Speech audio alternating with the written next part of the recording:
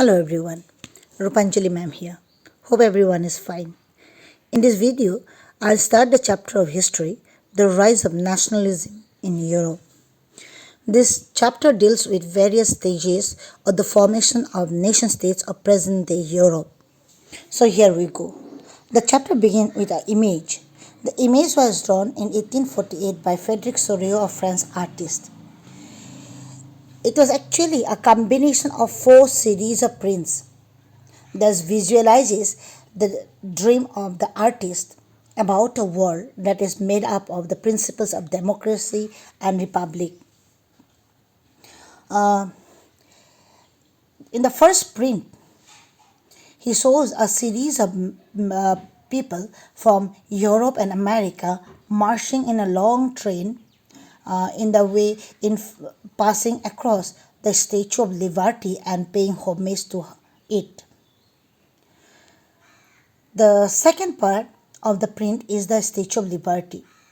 The Statue of Liberty, as you recall, many French artists during the French Revolution has personified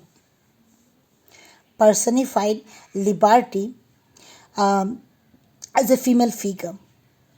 The meaning of the term personified here means to represent a quality or a concept by a figure in human form. Okay, so in the Statue of Liberty, you can see she is holding the torch of light in one hand, and on the other hand, the torch of light is the light of enlightenment, and on the other hand, you can see she is holding the charter of the rights of man and man that was being passed by the Constitution of France in 1791. Okay, fine. Then the third part of the state print is on the foreground here, where you can see various things are being scattered, which actually is like the shattered remains of the symbols of the absolutist institutions. The absolutist here, literally, it means a government or a system of rule that has no restraint on the power exercised. In history, the term refers to a form of monarchical government that was centralized, militarized, and repressive. So, in short, it was a monarchical form of government that exactly existed in Europe before the formation of nation states. Okay, Sorio's this vision was known as utopian vision. In his utopian vision, he has shown that the people of the world are grouped as distinct nations identified through their flags and national costumes. In the picture, you can see this group of people are wearing different costumes and are carrying on their national flag. Leading the procession, here, just if you zoom on, we can see that passing this one, the flag of USA, the flag of Switzerland, who has already passed across the statue. This is the flag of France. It has just arrived the Statue of Liberty. That means it has attained the nationhood by the time when this print was drawn. Followed by Germany with their flag with black, red, and yellow color, yet to pass across the Statue of Liberty. This means that this nation of Germany has not attained nationhood till the time Sorio has drawn this image. Germany was being followed by various other nations like Sicily, Lombardy, Poland, England, Ireland, Hungary, and Russia. These all actually did not exist the nation state as of the time when Sorio was drawing this image. Then the last part of the image is this heaven part. You can see Christ being shown holding the cross along with various types of angel, and this was the part of the fourth print.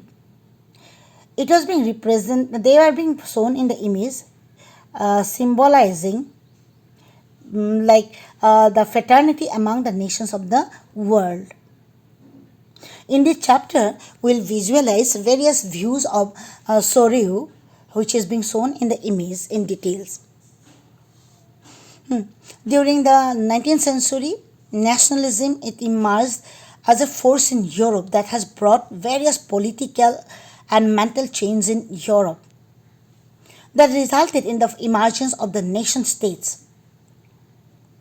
The nation state, uh, it actually in, consisted of multinational dynastic empires of Europe. That means sovereign state that comprises of two or more nations. This existed in Europe for many times. The concept of a modern state, which was centralized powers, exercised sovereign control over a clearly defined territory. It was very common in Europe. The modern state that we are talking about, which actually consisted of a centralized power exercised by a sovereign over a clearly defined territory. But after the nation state, the concept of the modern state, the concept of nation state has emerged. In the concept of nation state, it was the one in which the majority of its citizens and not its ruler, not only its ruler, came to develop a sense of common identity, shared history, or descent. Okay, this commonness did not exist the time immemorial. It actually was forced through struggles, through the actions of leaders and the common people.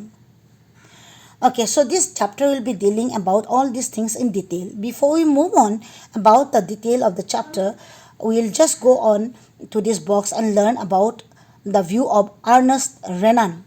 Ernest Renan was a French philosopher who has given the concept of the nation state. According to him, a nation state was a culmination of a long past endeavors of the people. He even believed that it was just like the existence of a daily plebiscite. He believed that it was just not a simple nation. It was its existence was just like having a plebiscite all the day. What is plebiscite? A plebiscite is a direct vote by all the people of a region are asked to accept or reject a proposal, giving a consent of the people towards a particular concept or to reject it. So here we go with the rest part of the chapter. The next part of the chapter is the French Revolution and the idea of nation. Okay, so here we are going to learn what are the legacy that the French Revolution has given to us, to the people of the world, and how it was related to the ideal of the nation. First of all, it was the first clear expression of nationalism that came under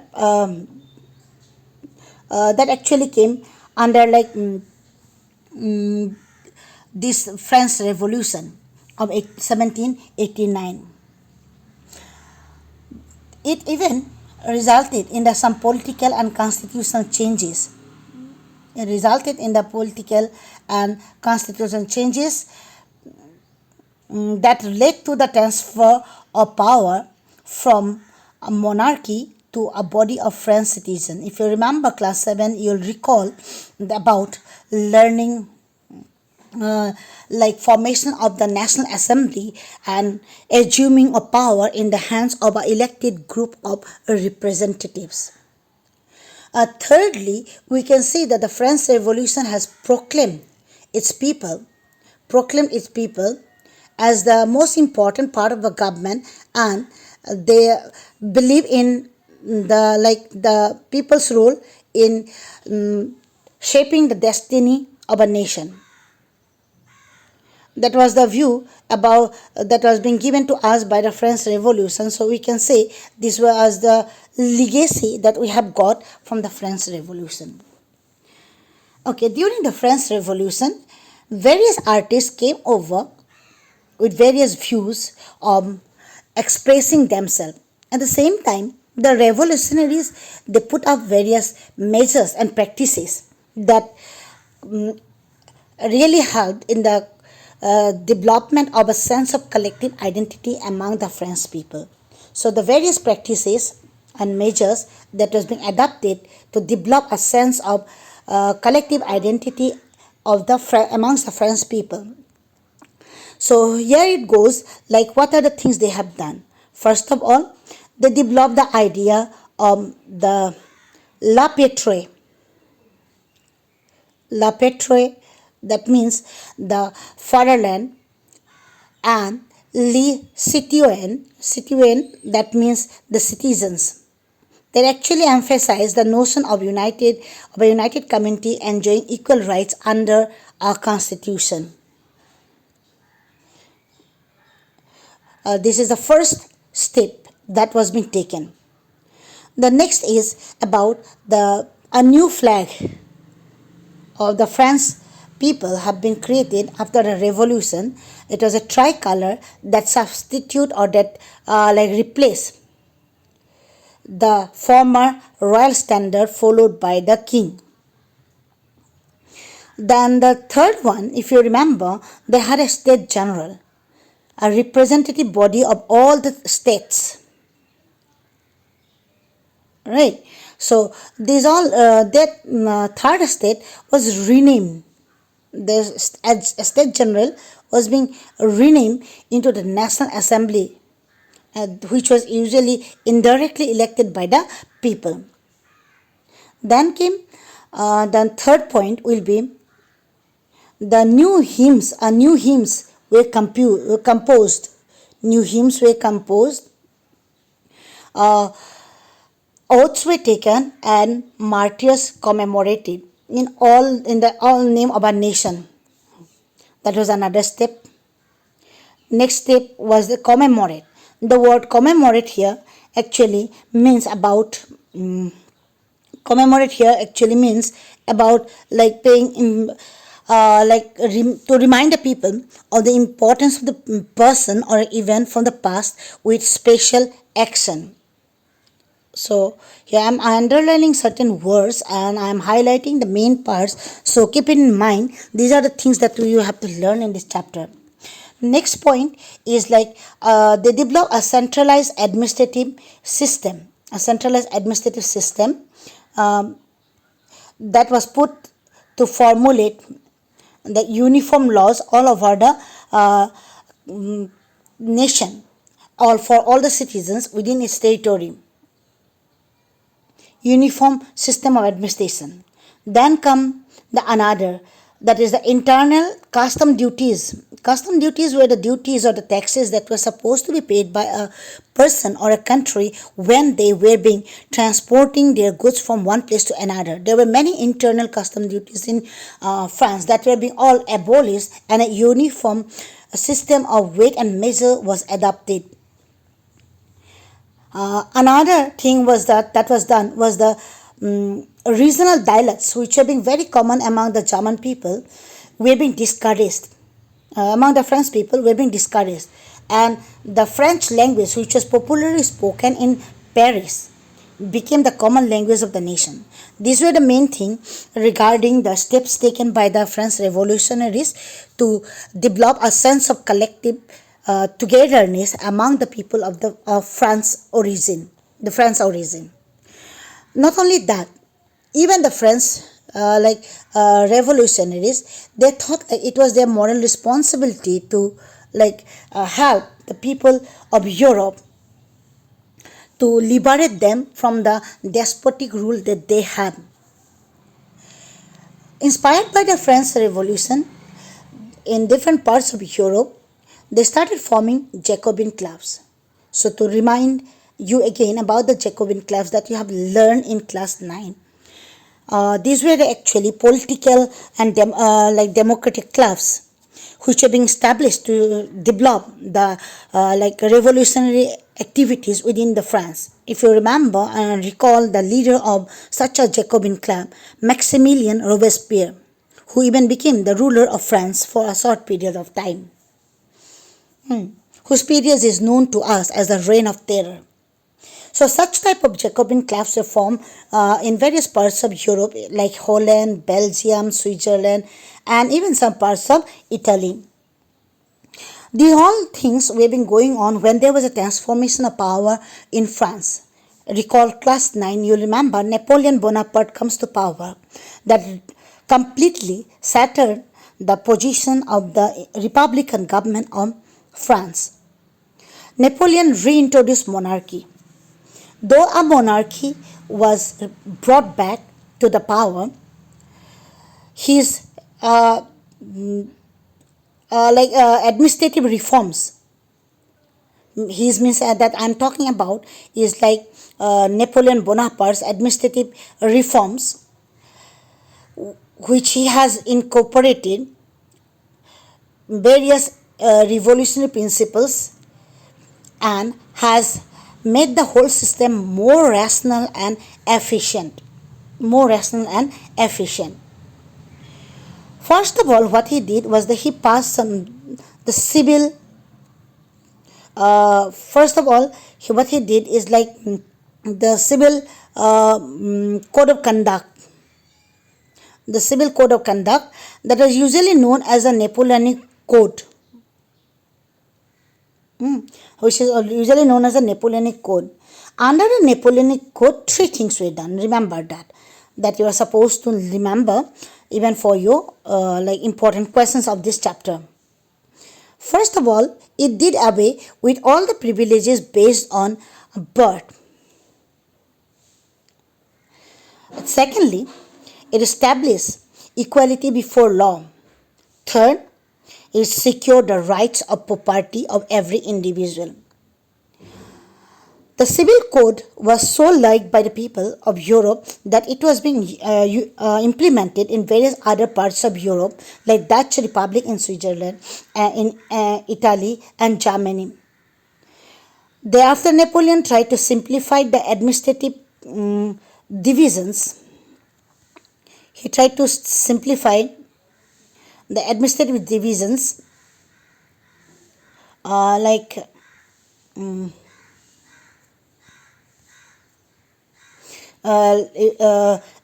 simplified the administrative division and abolished the feudal system. He abolished the feudal system, freed the peasants. He freed the peasants. Then he from the manorial dues. Manorial dues here means like the dues to be given to the people who lived in the manors, means to the owners of the land, the landlords or the nobles. This was known as the serfdom, which he has made free. Secondly, in the towns, too, he has removed certain guild restrictions. Transport and communication system were improved. Peasants and artisans and new businessmen, they were all given a newfound freedom. They enjoyed a newfound freedom. In the same time, some small business men and small scale producers of the goods, they found it very good, as because there was a uniform law, standardized weights and measures, and common national currency, which facilitate movement and exchange of goods and capital from one region to another within the France occupied territory. That was really appreciated by the people of Europe. In the beginning, the European territories that was being occupied by the Napoleon army,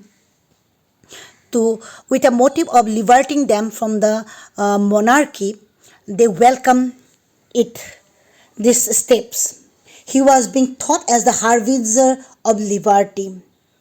Here, harbinger, the word, it means like a person or a thing that shows that something is going to happen. So he was there to show that there is something that is going to change in their life. But in the coming time, the people there, they realized it was a shift of power from their monarchy to another form of government, which was used under another monarch belonging to the another nation. So they just shifted a power from their own ruler to another group of ruler.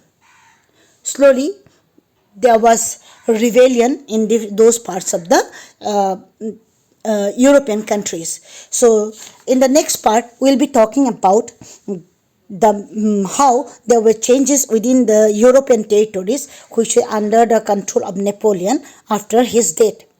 So in this video, I'll stop here with only these two topics, that is the nation state and the French Revolution and the making of the nation state. Thank you.